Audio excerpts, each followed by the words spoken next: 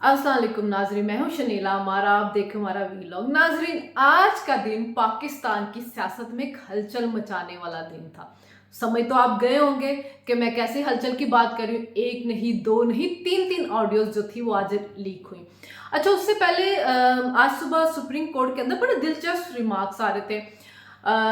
जो डोगर थे, गुलाम मोहम्मद डोगर, जो सीसीपीओ लाहौर थे, उनका केस चल रहा था सुप्रीम कोर्ट के अंदर। उस केस में थे जी मुजाहिर अकबर नकवी और जस्टिस इजाजुल हसन। अच्छा, अब वो जब कर रहे थे केस, तो उन्होंने चीफ इलेक्शन कमिश्नर को बुला लिया। अब केस क्या था कि जो उसकी ट्रांसफर क्यों की गई है, उसकी ट्रांसफर पोस्टिंग क्यों गई, बट बड़ा चहीता है जी। एक सीसीपीओ के लिए अदालत आके बैठ गई। वो 55-55 हजार जो केस पेंडिंग पड़े हुए, गरीब बंदा जो रूल है आपकी अदालतों के अंदर, उनको तो इंसाफ नहीं मिला। लेकिन चूंकि सीसीपीओ की ट्रांसफर, और उसके लिए केस क्यों लगा ये हम आपको बता देते हैं। ये भी राज जल्दी खुल गया कि क्यों ऐसा हुआ, किस लिए ऐसा किया गया। तो रिमार्क्स हुए, चीफ इलेक्शन कमिश्नर को धमकियां दी जा रही हैं कि हम फिर तौहीन अदालत आप पे कर देंगे, आप इलेक्शन क्यों नहीं करवा रहे हैं, आइन आपको कहता है 90 दिन में कराओ इलेक्शन। उसने कहा कि जी आइन गवर्नर को कहता है कि मुझे तारीख दे, मैं खुद से तारीख दूंगा, वो भी जो है आइन की खिलाफ वर्जी हो जाएगी। फिर दूसरी बात है कि मुझे सिक्योरिटी नहीं दी जा रही, मुझे पैसा नहीं दिया जा रहा, मुझे वो अदालत जो है वो अमला नहीं दे रही है, मैं कैसे इलेक्शन करवा लूं। अच्छा, जावेद इकबाल जो थे वो भी साबिक जज थे। उससे पहले चीफ इलेक्शन कमिश्नर जो एक थे वो साबिक जज थे। कभी उनको अदालतों में नहीं बुलाया गया। ब्यूरोक्रेट्स आते हैं तो जजों का बड़ा दिल करता है कि इनको रगड़े लगाएं। साकिब निसार का भी आपको याद होगा कैसे वो हर एक को कहते हाजिर हो जाए, वो ब्यूरोक्रेट आ जाए, वो सेक्रेटरी उठ के आ जाए। शौक होता है दरबार लगाने का।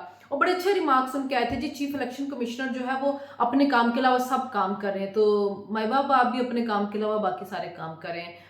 तो जी वो आ गए और उनकी बेचारियों की बड़ी क्लास हुई। उसके बाद रात को एक कॉज लिस्ट आ गई, तो उसके अंदर जस्टिस मुनीब अख्तर को भी शामिल कर दिया, यानी कि हम यहाँ जज मिलके इकट्ठा रगड़ा लगाए। लेकिन एकदम से धमाके होने शुरू हो गए जी, और ऑडियो लीक्स आई। तो एक पहली ऑडियो लीक्स आई, दूसरी आई, तीसरी आई। अब उन ऑडियो लीक्स में था क्या जी? उन ऑडियो लीक्स के अंदर ये था कि जी पहले तो किसी के साथ बात कर रहे थे परवेज लाई, तो कहते जोजा साहब से बात हो गई है ते भट्टी का केस जरा ना, मोहम्मद खान भट्टी वो जो यारेगार है परवेज इलाही का, और उनको गिरफ्तार कर लिया गया था। और उनके बारे में उमर चीमा ने ये रिपोर्ट दी थी कि वो गिरफ्तारी के बाद फर सब कुछ बता रहे हैं, वादम आप गवाह बने हुए हैं, हर चीज का कर रहे हैं। तो परवेज इलाही को पड़ गई थी मुसीबत, किसी तरह से इसको बाहर निकाला जाए, क्योंकि ये तो सारे उनके राज फाश कर रहे थे, सारे करप्शन के केसेस जो चीजें बता रहे थे। और परवेज इलाही के ऊपर केस बन चुका हुआ है। नैब ने उनको उनके बेटे को तलब किया है। जो दामाद कोर्ट के जो दामाद साहब हैं उनको भी जो है नैब ने तलब कर लिया है। उस्मान बुजदार को भी किया हुआ था, तो उस्मान बुजदार को 26 फरवरी तक जो है वो रियायत मिल गई है जमानत की। तो जमानत वाले के ऊपर भी आ जाते हैं जी। लाडले को जिस तरह जमानतें कल से मिल रही हो, जो अदलिया का मजाक बना हुआ, हम कहते हैं एक नहीं दो नहीं, इमरान खान सबको कहते हैं एक नहीं दो पाकिस्तान। जनाब आपके लिए दो नहीं तीन तीन पाकिस्तान। किस मुल्क के अंदर इस तरह होता है, किस तरह इंसाफ मिल रहा है, जिस तरह आपके साथ हो रहा है कि कल से अदालत कह रही है हम आधा घंटा देते हैं, हम 2 घंटे देते हैं, हम 3 घंटे देते हैं। मतलब जज का बस नहीं चलता, जमान पर जाए जाके कि हमने आपको देख लिया, ये ले आपको जमानत मिली। मजबूरन आज दरखास्त खारिज करनी पड़ी, क्योंकि लाडले का नहीं आता, मैं जॉब कर लो जो करना है। और फिर कहते हैं जी आपके जो फोर्जरी हुई या कागजात पे दस्तखत बिन लाडले को, उसे क्यों करने दस्तखत? वो जूती के नोक पे रखता है इस मुल्क के आइन और कानून को। आप लोग उसको समझते क्या है? आपने उसको बना दिया कि बेटा आइन कानून अदालत कोई चीज तुम्हारे सामने कुछ नहीं है, तुम इन सबसे बड़े हो, तुम्हें कोई माइकल लाल हाथ ही नहीं डाल सकता। किसकी जुर्रत है कि तुम्हें कुछ कह दे? तो वो भी बैठा हुआ है, कहता आए तो सही, मैं धमकी दूंगा जज को, मैं धमकी दूंगा चीफ आर्मी चीफ को, मैं धमकी दूंगा पूरे सिस्टम को, मैं ताहोबाला कर दूंगा, मुझे कोई हाथ तो लगा के देखे। पता है ना वो बैठे हुए हैं हम ख्याल जजेस।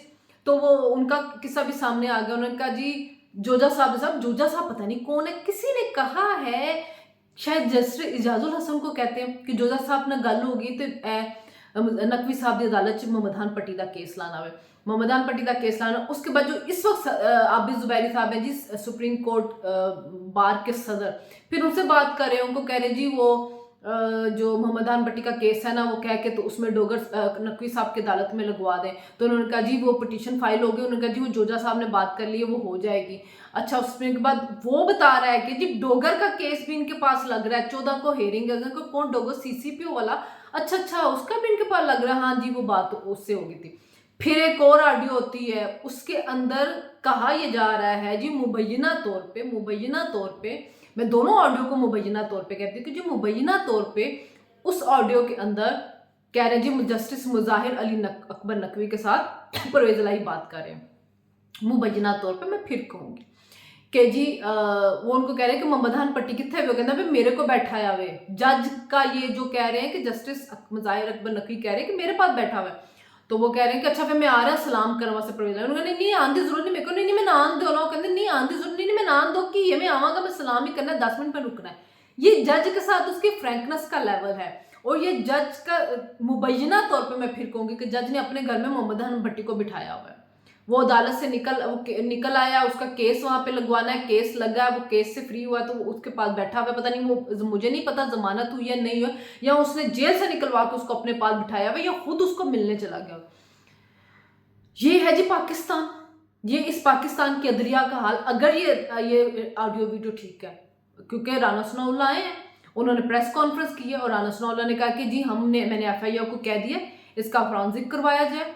अगर ये ठीक है तो परवेज इलाही के ऊपर भी मुकदमा बनेगा और हम जुडिशल काउंसिल में रेफरेंस भी भेजेंगे, भेजना चाहिए।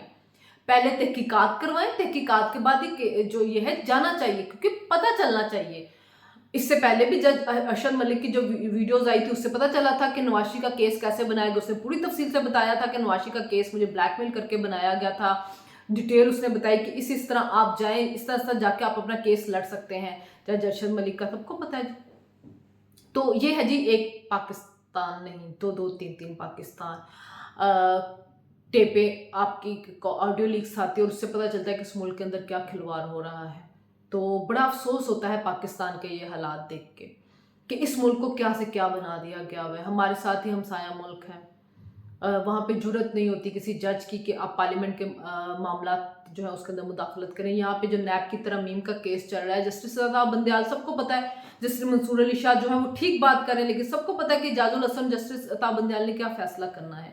ये है जी हमारा जुडिशल सिस्टम, और हम शुरू से ये देखते आए हैं और हम लोगों ने यही देखा है कि हमारे मुल्क के अंदर जब भी कोई आमरीत आती है तो उसको वैलिडेट जो हमेशा हमारी जुडिशरी करती है। जब भी इस मुल्क के अंदर किसी वज़ीर आज़म को हटाना होता है तो फांसी देनी होती है तो जुडिशरी उसमें अहम किरदार अदा करती है। इंसाफ का कानून में इतनी दफ़ा जिक्र हुआ, अल्लाह ताला ने कहा कि इंसाफ कायम करो, इंसाफ कायम करो, लेकिन बदकिस्मती से हम मुसलमान मुल्क है और हमारे मुल्क के अंदर इंसाफ का ये हाल है कि हम यहाँ पे बैठे हुए हैं करप्ट लोगों को फैसिलिटेट करने के लिए। इमरान खान का बनी गाला का जो घर था उसका CDA ने भी रेगुलाइज नहीं वो किया हुआ था, जाली वहाँ पे इमरान खान ने वहाँ पे NOC जमा करवाया। इमरान खान की सारी बैंक दस्तावेजात थी वो जो थी टैम्पर्ड थी। जुमाइमा ने अपने हाथ से लिख लिख के लेटर दे दिए हुए थे, कोई बैंक स्टेटमेंट जो थी मिल नहीं रही थी, सारी आपकी मनी ट्रेल बोगस थी, लेकिन इमरान खान को सादिक को मेन करार दे दिया गया। और अब वो सारी चीज़ें खुल के सामने आ रही कि किसने ये सब कुछ किया। शौकत तरीन का नैब से केस जो था वो ख़त्म करवाया गया। शौकत तरीन खुद बता रहे जनरल बाजवा को कह के मैंने उसको ख़त्म करवाया। ये पाकिस्तान है। इस पाकिस्तान में जो काम करना चाहता है उसको काम नहीं करने दिया जाएगा। साकिब निसार ने साद रफीक को बुलाकर और किस तरह उसको बेइज्जत करते थे और रेलवे का शेयर शीट से क्या हाल करवाया। इसी मुल्क के अंदर वो जो सईद अख्तर आए अपनी बाहर के मुल्क छोड़ के PKLI जैसा उन्होंने हॉस्पिटल बनाया, लेकिन जो थे साकिब निसार उनको अपने भाई को फ़ायदा पहुंचाना था और उनको ये होगा कि मेरे भाई को नहीं बनाया गया सईद अख्तर को दे गया, तो उन्होंने बेड़ा गर्क करवाया उसका। डैम फंड के नाम पे पैसे जमा किए, कहाँ है वो पैसे? क्यों नहीं एहतसाब होता इन जजेस का? सबको पता है कि जस्टिस सईद आसिफ खोसा का रोल क्या रहा है, सबको पता है अजमत सईद का रोल क्या रहा है, सबको पता है साकिब निसार का रोल क्या है। क्यों नहीं एहतसाब होता? क्यों इन लोगों को पकड़ा नहीं जाता? आज इनको पकड़ा जाए, इनके एहतसाब हो तो इस मुल्क के अंदर बहुत से मामला जो वो ठीक हो चुके हैं। मुझे बहुत गुस्सा है। गुस्सा ये है कि हम टैक्स देते हैं, आप लोग टैक्स देते हैं, हम लोगों को कोई फैसिलिटीज़ नहीं मिलती, हमारे ऊपर आमिर ला के यही अदलिया बिठाती है, हमारे ऊपर इमरान खान जैसे लोग यही अदलिया मुसल्लत करती है, हमारे मुल्क के साथ खिलवाड़ यही अदलिया करवाती है। इस मुल्क चलते फिरते निज़ाम को तबाही अदलिया करती है। रेकोर्डिक की वजह से जो हमें इतना भारी जुर्माना हुआ ये भी इस अदलिया की वजह से हुआ। इस मुल्क की इकॉनमी जो तबाह थी ये भी इस अदलिया की वजह से हुई है। और आज आप देख लें एक CCPO को लेके जो तमाशा अदालत के अंदर हुआ है और फिर इलेक्शन की डेट मांगी जा रही है। आप एक आईनी ओहदेदार को बेइज्जत कर रहे हैं हैं सिर्फ इसलिए कि आपका लाडला इलेक्शन चाहता है तो आपने इलेक्शन देना, और फिर आपकी ऑडियो लीक्स आती है, मुबैना ऑडियो लीक्स, जिसमें पता चलता है कि आप कैसे फैसिलिटेट कर रहे हैं उनको।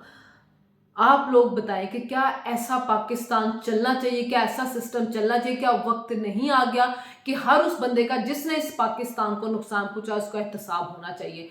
रहना आपने भी यहीं पे, रहना हमने भी यहीं पे, हमारा भी कहीं पे बाहर कोई मुल्क नहीं, ना हमने इसको छोड़ के जाना। बुरे बुरे हालात में भी हम यहाँ पे रहे हैं, आइंदा भी रहेंगे, मुकाबला करेंगे इन सब का कि जो इस मुल्क को तबाह करना चाहता है, इस मुल्क के साथ खिलवाड़ करना चाहता है। लेकिन क्या ये सिस्टम अब ऐसे ही चलना चाहिए? आप सब लोग कमेंट करके बताएं कि क्या वक्त नहीं आ गया कि तब्दीली आए और इन तमाम लोगों का एहतसाब हो।